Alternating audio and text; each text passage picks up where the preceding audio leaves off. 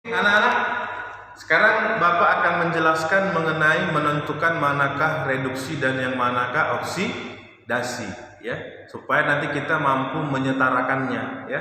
Kayak mana kita mau menyetarakan kalau kita pun tak tahu yang mana reduksi dan yang mana oksidasi, ya nak ya. Jadi ingat ya, untuk menentukan yang mana reduksi, yang mana oksidasi, ya, ingat pelajaran kita yang kemarin menentukan biloks, ya. Karena dari biloks itulah nak kita mengetahui apa jenis reaksinya, ya.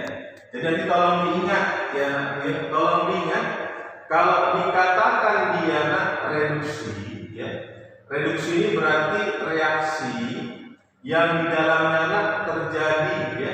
Peristiwa yang di dalamnya nak terjadi, ya, yang namanya penurunan, ya. Peristiwa yang terjadi penurunan bilangan oksidasi, itulah dia reduksi, ya. Berarti nanti nak bilangan oksidasinya turun, ya. Lalu yang berikutnya nak ada dia yang dinamakan dengan oksidasi, ya. Kalau oksidasi ini berarti nak peristiwa, ya, peristiwa yang di dalamnya aku, ya, terjadi, ya, terjadi yang namanya kenaikan, ya. Jadi ada penurunan, ada kenaikan, ya. Kenaikan dari yang namanya nak bilangan oksidasi, ya. Ini jangan sampai lupa, ya. Reduksi itu turun, oksidasi itu naik, ya. Satu lagi nanti tolong diingat, ya. Zat yang mengalami reduksi, ya, disebutlah dia aku sebagai oksidator, ya. Disebutlah dia sebagai oksidator, atau nama lainnya adalah pengoksidasi, ya. Tetapi nanti nak kalau zatnya itu mengalami oksidasi, ya, maka disebutlah nak zatnya itu sebagai reduktor, ya, reduktor, atau dinamakan dia nak dengan pereduksi. Jangan lupa nak, ya. Jangan lupa istilah-istilah dalam redoks, ya. Yang turun biloksnya reduksi. Kalau dia reduksi disebut oksidator. Yang naik biloksnya oksidasi. Kalau dia mengalami oksidasi disebut sebagai reduktor. Jangan sampai lupa istilah-istilah dasarnya. Walaupun Bapak yakin ini sudah pernah kalian pelajari di kelas 10, ya.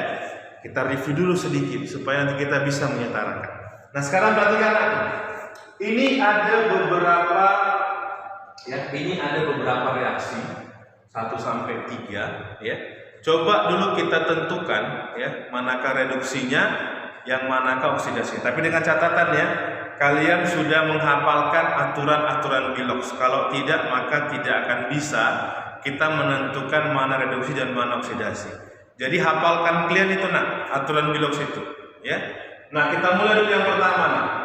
Di sini ada NO4 negatif. Ingat aturan-aturan biloks untuk masing-masing atom, ya, ya. Oksigen itu kan dalam senyawa -2. Berarti inilah yang standarnya, inilah ketetapannya, inilah aturannya oksigen. Berarti kalau kita cari Mn-nya, bagaimana caranya? Ini karena ion poliatomik sama dengan muatannya. -2 kali 4 berapa? -8, ya. -8, ya, ditambah berapa supaya -1? Berarti Mn-nya sama dengan positif 7. Yang berikutnya nak, C2O4 -2.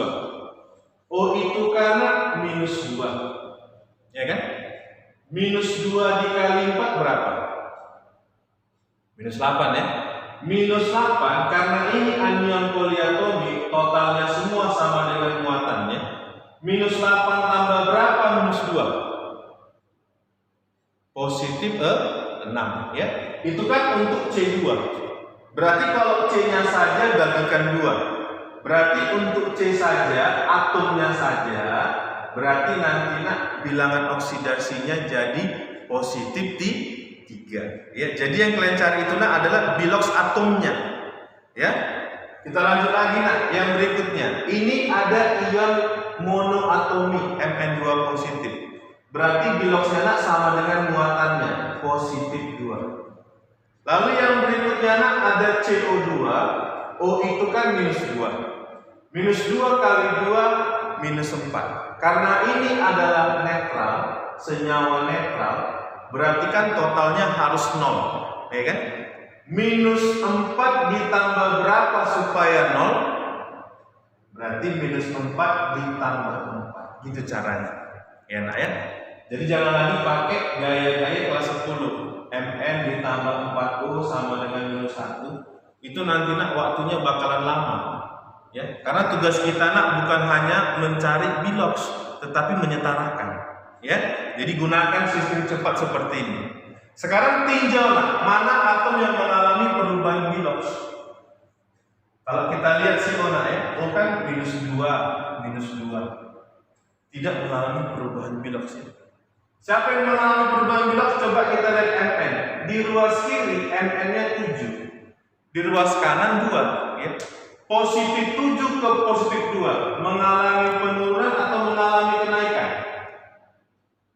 Penurunan ya. Berarti kalau dalam suatu reaksi terjadi penurunan bilox, kita namakan reaksi tadi apa? Reduksi ya. Berarti inilah yang kita sebut sebagai reaksi reduksi. Sekarang kita lihat lagi nak ya.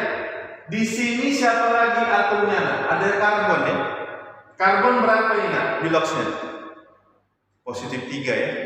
Di sebelah kanan berapa? Positif 4 ya nak ya. Berarti 3 jadi 4. Positif 3 jadi positif 4. Naik atau turun? Naik ya nak ya. Berarti kalau naik nak dikatakanlah dia mengalami reaksi apa? Oksidasi. Jadi seperti itulah cara kita menentukan manakah reaksi reduksi dan yang manakah reaksi oksidasi. Selebihnya nanti nak dia hanya masalah ya menentukan istilah-istilah lain, manakah reduktornya, yang manakah oksidatornya. Ingat tadi nak ya. Reduktor berarti apa? Yang mengalami oksidasi. Siapa yang mengalami oksidasi nak? Berarti C2O4 2 negatif. Dia kan mengalami oksidasi. Berubah dia jadi CO2. Oksidator nak, apa itu oksidator?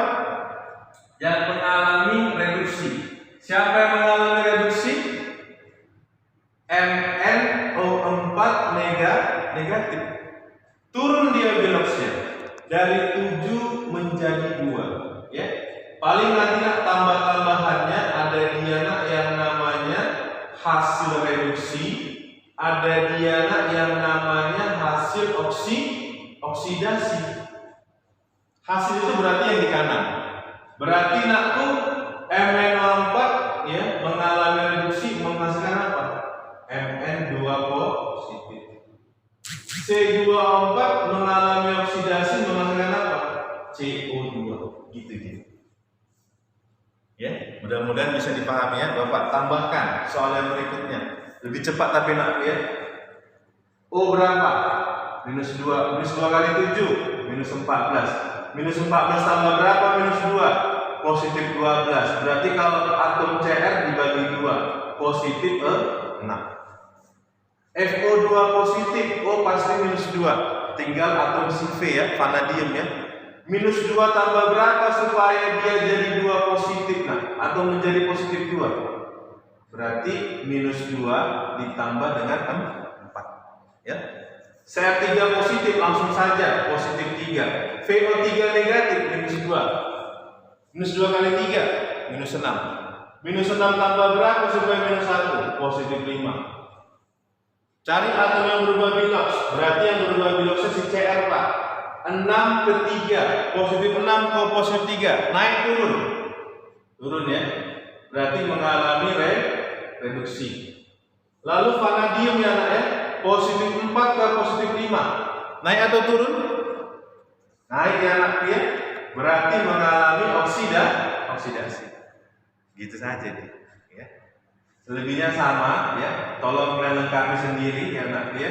Manakah reduktor, manakah oksidator, manakah hasil reduksi, dan yang manakah hasil oksidasi.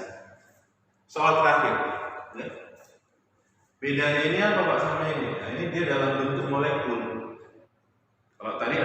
muatannya yang lebih gampang lagi lah. Ya. O pasti berapa? -2. -2 kali 2 -4. Kan molekul netral. -4 tambah berapa supaya 0? 4. HCl. H pasti 1 kan? Cl jadi -1. MnCl2. Cl kan -1. Golongan 7A. -1 kali 2 -2. -2 tambah berapa supaya 0? +2. Kan gitu aja. H2O. O -2 berarti H-nya +1 kan ada ketentuannya. Cl2 unsur molekul bebas 0. Tinjaulah nak masing-masing atom. Yang pertama kalau kita lihat O tidak ada perubahan, Cl juga tidak ada perubahan yang di sini ya nak lihat. Tapi kalau kita lihat di sini dia ada perubahannya. Arahkan atom yang berubah belok tadi. Berarti nanti nak MnO2 +4 jadi +2. Naik atau turun? Turun. Berarti namanya reaksi reduksi. Lalu yang berikutnya nak Cl ya. Di sini ada Cl yang berubah jadi 0. -1 ke 0.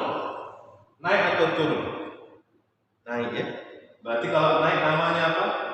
Oksidasi. Silakan kalian lengkapi reduktornya, oksidatornya, hasil reduksinya, hasil oksidasinya. Mudah-mudahan bisa dipahami ya anak-anak ya.